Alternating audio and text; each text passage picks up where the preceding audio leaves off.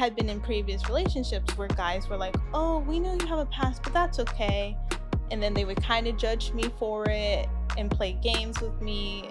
And like, I'm already like, I'm numb. I'm like all over the place in terms of like, do I care? Do I not care? And so I turned to him when he and I were hanging out, and I was like, I'm going to be upfront now in case we do date. I have a sexual past. If you have a problem with that, I'm okay if we stay friends. Don't try to date me. But if you want to date me, then you like are aware I have a body count. Yeah. Like, you have to make your decision on that. And that's when my husband said, That's real. That's real. Yeah, that's when my husband's like, I can't ever judge you when I myself had this extensive. You mentioned that. Yeah.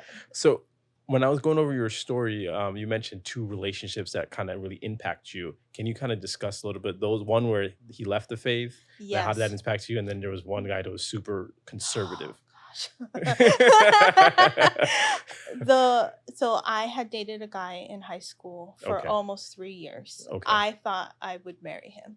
Like, he and I were very much in sync. And this is Adventist high school, right? Yeah, Adventist with Monterey Bay Academy. Monterey Bay Academy, okay. He graduated my freshman year of high school, and we still dated. We dated long distance. We would drive up to see each other, things like that. And we were in sync. Our families were in sync.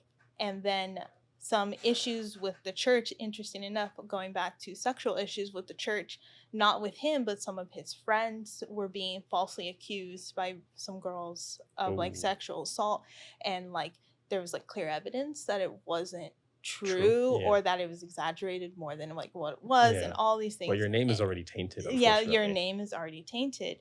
And so his friends got kicked out and the families were not associated with. And he's like, I don't believe in a faith that won't try to hear out both sides. And so he was like, I've been having issues with the faith for a while. I don't think I believe in Adventism anymore. And he's like, I don't even know if I believe in the Bible or God anymore either. And I remember thinking to myself, I am not going to be my parents. I will not be my parents. And I ended the relationship right there.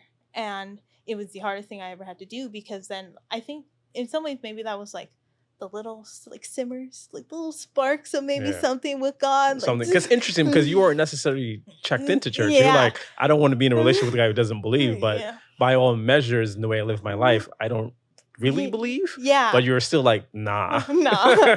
I guess you could say childhood told me, don't repeat that. Yeah. Push that out. So that's exactly what I did. And so I ended that relationship. And shortly thereafter, there was a guy at Monterey Bay Academy who was very into me. He was the like class pastor, going to be a theology major, the works. The ideal. And he had known I kind of had some like struggles and some issues. I don't think he truly knew to the extent of my struggles or issues. But he was very into me because I was known in class as like the Bible person. I knew my Bible well. And to this day, I do know and I do study diligently.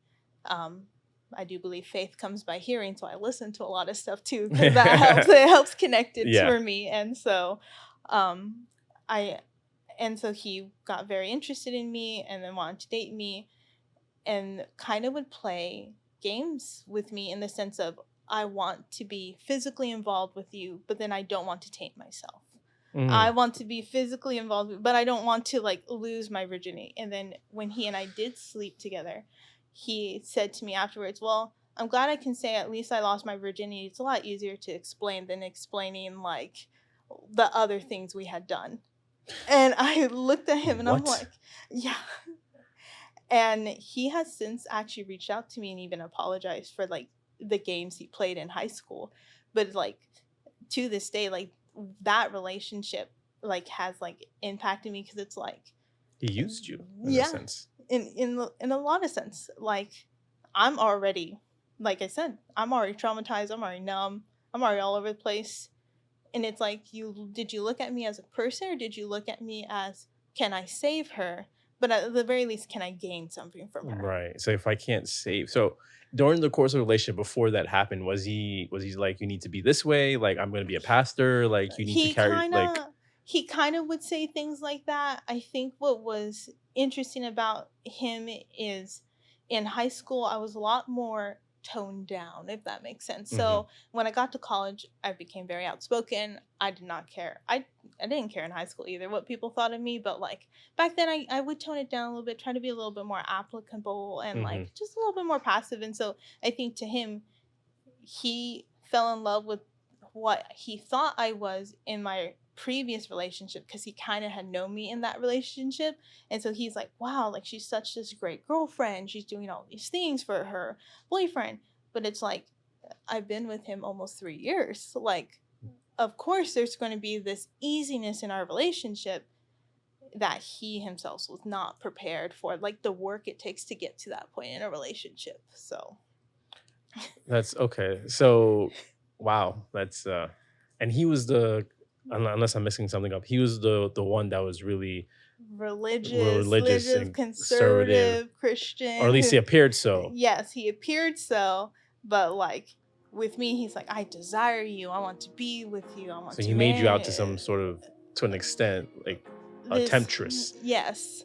And Right. I'm sitting here and it's like I'm struggling enough as it is. You like you do you. I'm trying to figure out me, but like he was like, I really want to date you. You're like this ideal person. And I think he fell in love with the idea of me, not me. Yeah, yeah. And I'm just like, No, that oh sucks. no.